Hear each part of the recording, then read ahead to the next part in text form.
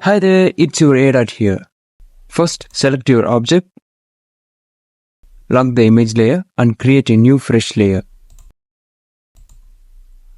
Click on the empty layer, head over to Edit and hit Stroke. I'm setting mine to 6 pixels. You can change if you want. Make sure the location is center and blending mode is normal. Hit OK and press Ctrl D to deselect the object. Click on the effect, then blending options or color overlay.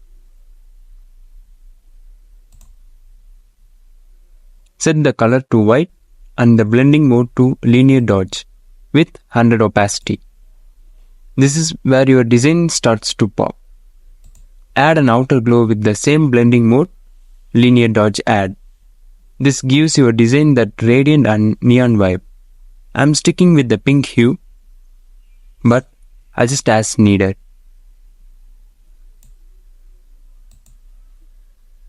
Remember, half-round selections give you that smooth pro finish.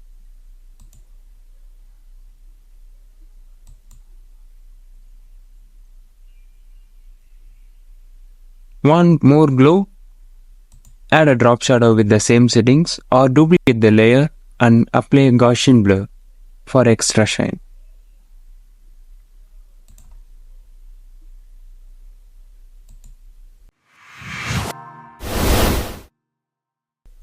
Here is the bonus tip. You can erase the stroke with your eraser tool or unleash your creativity with the brush tool to draw a custom neon stroke. Just make sure it's all on the same layer. That's all for now. Make sure like and subscribe. Your support means a lot to me. See you on next video. Peace out.